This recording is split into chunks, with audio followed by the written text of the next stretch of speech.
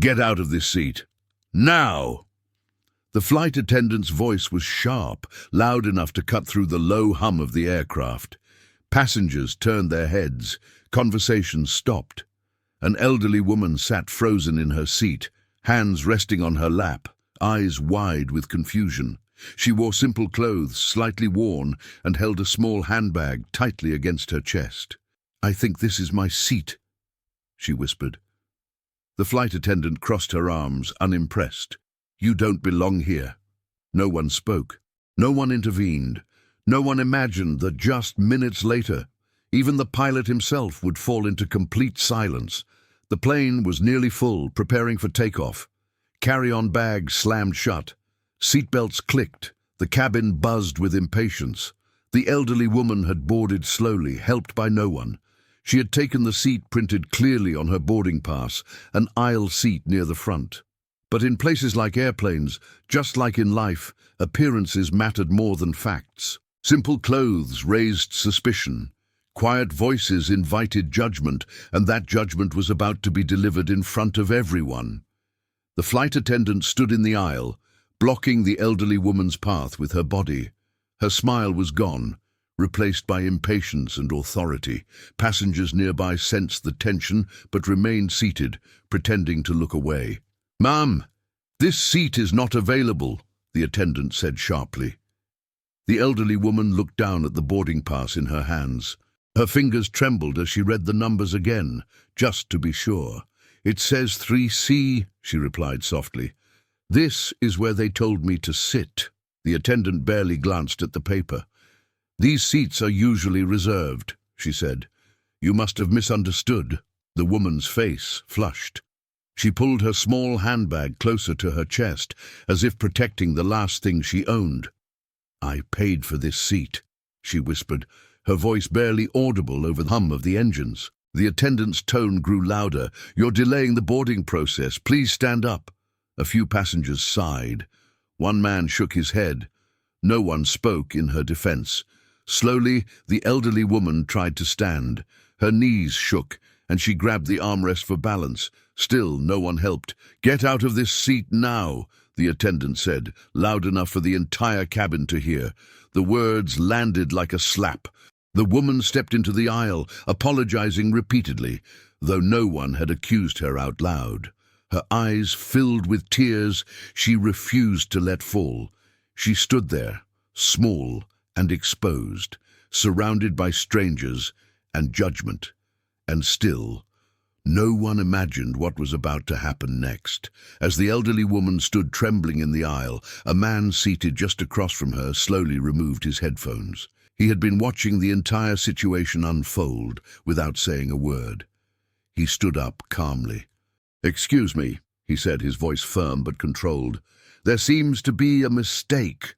The flight attendant turned toward him, clearly irritated. "Sir, please remain seated. We are handling this." The man looked at the boarding pass still clutched in the woman's hand. "That boarding pass clearly shows this is her seat," he said. The attendant crossed her arms. "This passenger does not belong in this section." The man paused, then pressed the call button above his seat.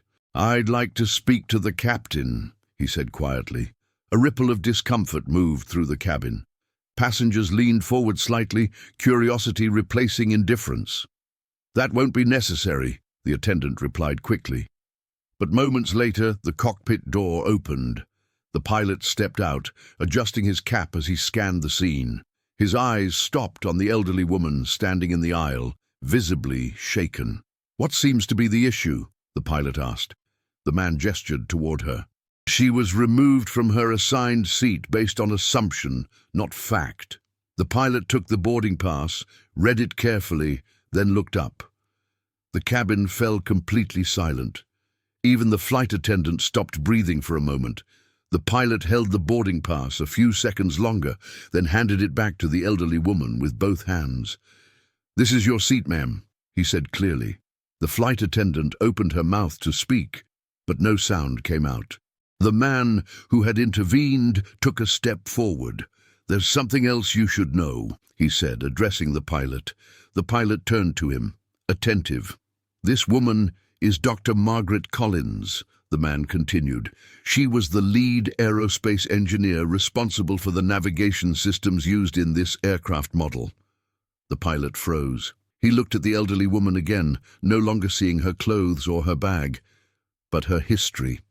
His posture changed immediately. "Collins," he said respectfully, "it's an honor to have you on this flight." No one moved. No one spoke. The flight attendant lowered her eyes. The passengers who had watched in silence now avoided looking at her. Dr. Collins slowly returned to her seat. She did not smile. She did not demand apologies. She simply sat down, adjusted her seatbelt, and stared forward. The pilot nodded once more, then turned back toward the cockpit. As the door closed behind him, the cabin remained silent. Because in that moment, everyone understood the same lesson. Value is not always loud, and dignity never needs to explain itself. Humiliation happens fast. Respect takes longer, but lasts forever. The elderly woman returned to her seat, not with pride, but with dignity. She didn't raise her voice. She didn't demand apologies. She simply sat down. Some people judge value by clothes. Others recognize it by character and history. Before assuming someone doesn't belong, remember this. The quietest person in the room may have built the very thing you're standing in. If this story made you reflect, comment. Respect has no seat number. Like the video, subscribe and share, because respect should never be conditional.